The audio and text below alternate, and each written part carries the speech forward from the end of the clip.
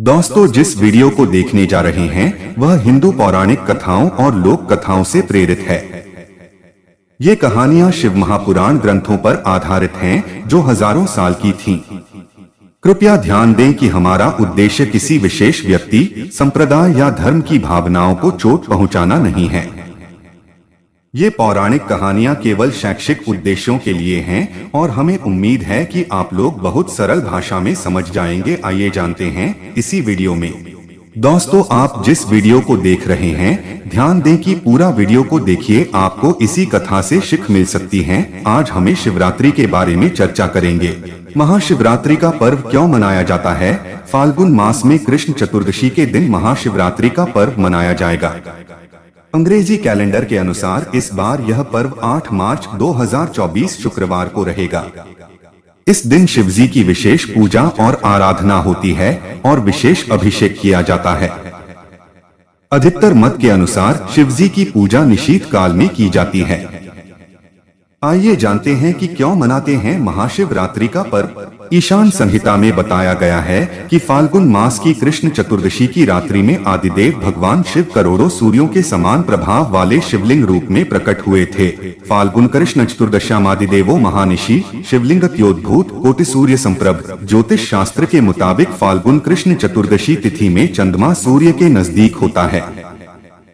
उसी समय जीवन रूपी चंद्रमा का शिव रूपी सूर्य के साथ योग मिलन होता है।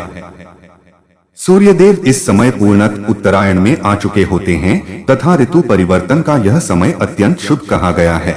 माना जाता है कि सृष्टि की शुरुआत में इसी दिन आधी रात में भगवान शिव का निराकार से साकार रूप में, ब्रह्मा से रुद्र के रूप में अवतरण हुआ था। प्रलय की बेला में इसी दिन प्रदोष के समय भगवान शिव तांडव करते हुए ब्रह्मांड को तीसरे नेत्र की ज्वाला से भस्म कर देते हैं। इसलिए इसे महाशिवरात्रि या जलरात्रि भी कहा गया है। इस दिन भगवान शंकर की शादी भी हुई थी, इसलिए रात में शंकर की बारात निकाली जाती है। रात में पूजा कर फलाहार किया जाता है। अगले दिन सवेरे जौ, तिल, खीर और बेल पत्र का हवन करके व्रत समाप्त किया जाता है। महाशिवरात्रि की कथा। महाशिवरात्रि व्रत कथा के अनुसार चित्रभानु नामक एक शिकारी था। जानवरों की हत्या करके वह अपने परिवार को पालता था। वह एक साहूकार का कर्जदार था, लेकिन उसका ऋण समय पर न चुका सका। क्रोधित साहूकार ने शिकारी को शिवमठ में बंदी बना लिया। संयोग से उस दिन शिवरात्रि थी। शिकारी ध्यान मग्न होकर शिव संबंधी धार्मिक बातें सुनता रहा। चतुर्दशी को उसने शिवरात्रि व्रत की कथा भी सुनी। शाम होते ही साहूकार ने उसे अपने पास बुलाया और ऋण चुकाने के विषय में बात की। शिकारी अगले दिन सारा ऋण लौटा देने का वचन देकर बंधन से छूट गया। अपनी दिनचर्या की भांति वह जंगल में शिकार के लिए निकला, लेकिन दिन भर बंदी गृह में रहने के कारण भूख प्यास से व्याकुल था। शिकार खोजता हुआ वह बहुत दूर निकल गया। जब अंधकार हो गया तो उसने विचार किया कि रात जंगल में ही बितानी पड़ेगी। वह वन एक तालाब के किनारे एक बेल के पेड़ पर चढ़कर रात बीतने का इंतजार करने लगा। बिल्व वृक्ष के नीचे शिवलिंग था जो बिल्वपत्रों से ढका हुआ था। शिकारी को उसका पता न चला। पड़ाव बनाते समय उसने जो टहनियां तोड़ी वे संयोग से शिवलिंग पर गिरती चली गई। इस प्रकार दिन भर भूखे प्यासे शिकारी का व्रत भी हो गया और शिवलिंग पर बिल्वपत्र भी चढ़ गए।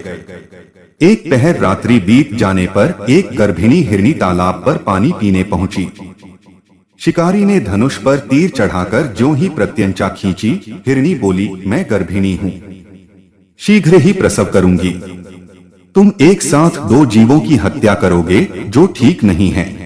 मैं बच्चे को जन्म देकर शीघ्र ही तुम्हारे समक्ष प्रस्तुत हो जाऊंगी, तब मार लेना। शिकारी ने प्रत्यंचा ढीली कर दी और हिरनी जंगली झाड़ियों में लुप्त हो गई। प्रत्यंचा चढ़ाने तथा ढीली करने के वक्त कुछ बिल्व पत्र अनायास ही टूटकर शिवलिंग पर गिर गए। इस प्रकार उससे अनजाने में ही प्रथम प्रहर का पूजन भी संपन्न हो गया। कुछ ही देर बाद एक और हिरनी उधर से निकली। शिकारी की प्रसन्नता का ठिकाना न रहा।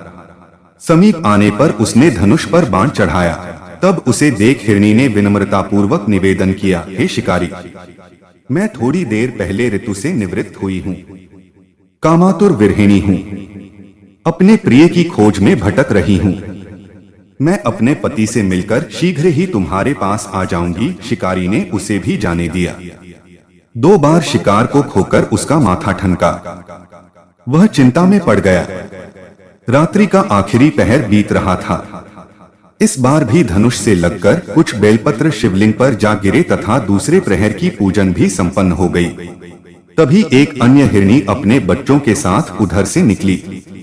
शिकारी के लिए यह स्वर्णिम अवसर था। उसने धनुष पर तीर चढ़ाने में देर नहीं लगाई। वह तीर छोड़ने ही वाला था कि हिरणी बोली, हे शिकारी, मैं इन बच्चों को इनके पिता के हवाले करके लौट आऊंगी।